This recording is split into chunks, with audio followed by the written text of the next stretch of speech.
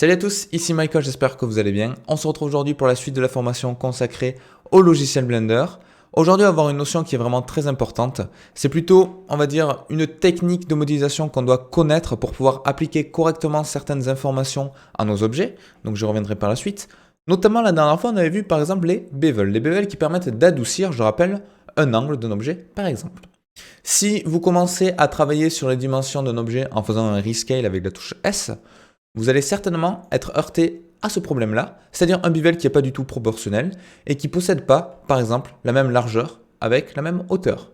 Donc on voit que le ratio est un petit peu brisé, et ça vient de quoi? Ça vient des échelles de votre objet. Donc on va voir comment manipuler tout ça pour passer d'un bevel de la sorte, qui est étiré et non proportionnel, à un bevel totalement correct, avec la même largeur et la même hauteur, sur le même objet. Donc ces deux objets sont seulement séparés avec une seule opération de différence, que je vais vous expliquer. Et vous voyez que même en vue 3D, on voit vraiment la différence entre un bevel qui est correct et incorrect. Ok? Donc on va aller dans un nouveau fichier Blender et on va travailler sur un cube. Donc par défaut, un cube, ou n'importe quel objet, quand vous les ajoutez dans Blender, donc je vais le supprimer pour en rajouter un pour vous montrer. Je fais Shift A, Mesh Cube. Si en haut à droite, dans le Item, je vais dans le Transform, je vois que j'ai une échelle qui est en 1, 1, 1. Donc c'est une échelle de base qui est appliquée par Blender et qui nous dit OK, les ratios sont corrects, on a un ratio de 1 en largeur, en hauteur et en profondeur. Donc si je passe en mode édition, que je sélectionne par exemple cette arête et que je fais un petit CTRL B, vous voyez, avec la molette je peux ajouter ou enlever de subdivision, on n'a aucun souci, on a exactement le même ratio de largeur et de hauteur qui se présente à nous. Donc ça c'est tout à fait normal, pourquoi? Parce qu'on a une échelle uniforme par défaut dans Blender. Donc au passage, quelle est la différence entre échelle et dimension? Parce que ça c'est quelque chose qui est un petit peu flou. Mais vous remarquez que échelle, scale, c'est la seule valeur entre la location, la rotation, scale et dimensions qui ne possède pas d'unité de mesure. Pourquoi? Parce que c'est tout simplement un ratio. Voilà, une échelle c'est un ratio, on va dire ça comme ça. Si vous étirez votre objet, par exemple avec S et en X, comme ceci, vous remarquez que cette échelle-là va changer. Là on est en 3, 1, 1. Et la dimension, par transitivité, parce qu'on a une liaison linéaire entre ces deux valeurs, entre échelle et dimension. Si je fais un x3 à ce niveau-là sur l'échelle, je peux également faire un x3 dans la dimension, et inversement. Vous voyez? Donc là, j'étais à 1, je passe à 3. Donc 2 fois 3, je passe à 6 mètres. Ok? Et vous voyez que du coup, il m'a étiré mon objet. Et là, vous voyez peut-être où je veux en venir. Vous remarquez que j'ai réalisé mon bevel avant le changement d'échelle. Et quand j'étire mon objet, mais les bevels, du coup, il est également étiré. Et on retrouve un petit peu ce qu'on avait précédemment. Donc, vous pouvez peut-être commencer à comprendre que le problème de cette technique-là, c'est cette échelle. Donc, ce que je vais faire, c'est que je vais rajouter un cube.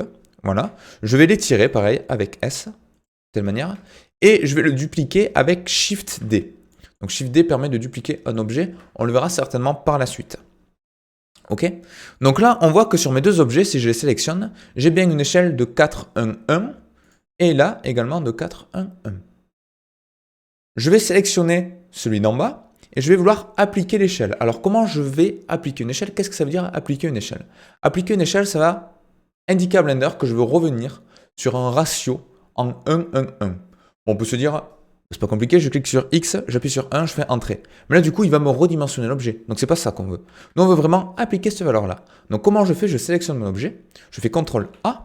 Je peux appliquer par exemple la location, la rotation et l'échelle. C'est ça qui va nous intéresser aujourd'hui. Je vous montrerai rapidement les autres, mais pour le moment, pas très intéressant pour ce qu'on veut faire. Et je clique sur Scale. Et là, vous voyez, ça ne m'a pas changé ma dimension. Donc mon objet fait toujours 8 mètres en X, tout comme celui d'en haut. Par contre, la grande différence, vous voyez, quand je switch d'un à l'autre, à droite, celui d'en haut, mon échelle, il est en 4, 1, 1, et celui d'en bas, il est en 1, 1, 1. Donc c'est-à-dire que là, Blender, il va toujours considérer qu'il doit étirer toutes les modifications de 4 en X. Du coup, si je sélectionne cet objet, que je sélectionne cette arête-là et que je fais CTRL B, on se retrouve exactement sur ce qu'on avait précédemment. C'est comme si on faisait d'abord le bevel sur un objet en 1, en termes de largeur, et qu'ensuite on l'étirait. Donc lui, il va faire cette opération-là. Vu qu'on est en 4 en ratio de X, toutes les opérations que l'on va réaliser, il va les multiplier par 4 en X. Et c'est pour ça qu'on a ce ratio qui est brisé, parce que cette longueur-là, présente ici, du coup elle est 4 fois plus petite que celle qu'on a là. Parce que là on a une échelle de 1, d'accord? Alors que là, en tout, en largeur, on a une échelle de 4. Du coup, on a quelque chose qui est totalement incorrect. Ça peut être un effet recherché, hein, mais la plupart du temps, on va vouloir appliquer un bevel sur un objet qui a des propriétés d'échelle valides. Et du coup, vous remarquez que l'objet d'en bas, qui est en 1, 1, 1, si je sélectionne par exemple cette arête-là, et si je fais CTRL B, on a bien quelque chose qui est totalement différent comparé à ce que j'ai en haut. Là, j'ai la même largeur et la même hauteur. Pourquoi? Parce que là, Blender, il considère que j'ai une échelle de 1 ici, et une échelle également de 1 ici. Donc lui, il se dit, ok, là ce sont les dimensions standards, le ratio de base, donc toutes les modifications, je vais pouvoir les faire à la même échelle, que ce soit en X, en Y ou en Z. Donc là, je ne vais pas parler de l'axe Z parce que ce n'était pas utile dans mon exemple, mais voilà. Alors ça s'applique pour les bevels, mais ça s'applique pour plein d'autres modifications. Un qui me vient à l'esprit, par exemple, c'est les insertions de face, qu'on a vu également. Donc pareil, je fais un changement d'échelle, Shift D pour dupliquer mon objet, voilà. En bas, je vais faire CTRL A, Scale, du coup, il m'a bien appliqué l'échelle. Je vais en bas, mode édition. Vous remarquez que là, si je sélectionne ma face du dessus et que je fais I, on a bien une insertion qui est correcte. Comment je le sais? Parce que là, on a un angle à 45 degrés avec une même largeur et hauteur qui lie notre insertion de face.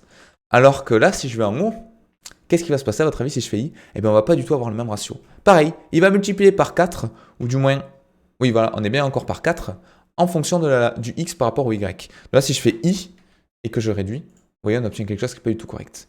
J'ai 4 fois plus de dimensions en largeur qu'en hauteur. Pourquoi? Parce que comme d'habitude, Blender, on peut faire l'opération inverse. Hein. Ça permet également de s'en apercevoir. Si je fais une insertion ici, elle est correcte. Mais si ensuite j'étire mon objet, comme ceci, vous voyez qu'on a exactement la même chose par rapport à ce que j'ai en haut. Donc vous pouvez le voir de deux manières. Soit il faut s'imaginer que Blender il fait toutes ces opérations en 1, 1, 1 et qu'ensuite il va l'étirer pour l'appliquer à votre échelle. Soit inversement, il a déjà l'échelle qui est tirée et du coup toutes les modifications sont soumises à cette échelle-là. Mais j'aime bien montrer en principe les deux passages, donc en partant d'abord d'une échelle classique et étirer l'objet pour voir un petit peu qu'est-ce qui se passe derrière dans Blender pour montrer ceci. Donc voilà, ça c'était pour l'application d'une échelle, c'est très important. Sachez que ça existe également pour la position et pour la rotation. Donc c'est un petit peu moins intuitif parce qu'on ne va pas avoir trop de contraintes, mais par exemple la location. Voilà, donc si je déplace mon objet, ma location, elle a été déplacée. Bon, je vais faire quelque chose d'un petit peu mieux, je vais mettre 5 mètres en X, voilà. Donc là on a 5, 0, 0. Pareil, si je fais CTRL A et que je fais location, on va passer en 0, 0, 0 partout.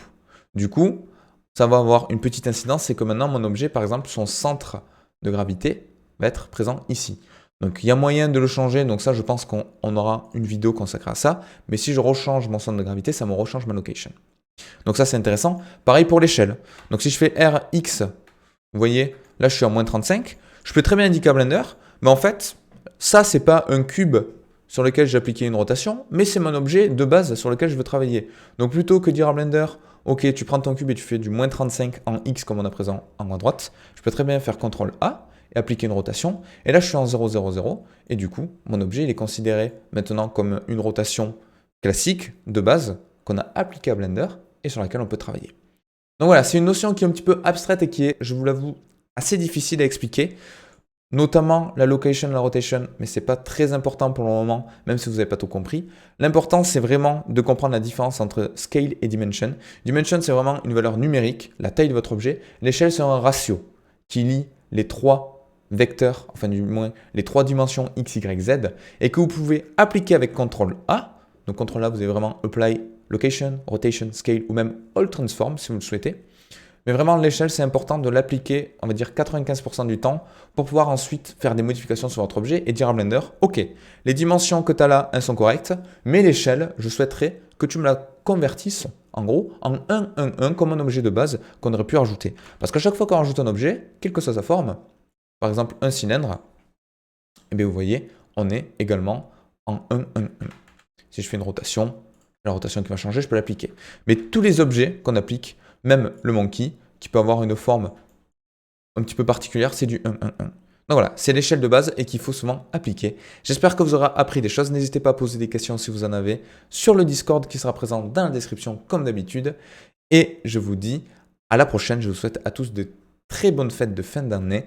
Parce que je pense que, je ne sais pas si on se reverra en vidéo d'ici là. Si, normalement, il y aura une vidéo qui sortira le 25, mais je vous promets rien, vu que ça va être Noël. Et je vous dis à la prochaine. Prenez soin de vous. Bonne fête de fin d'année. Ciao.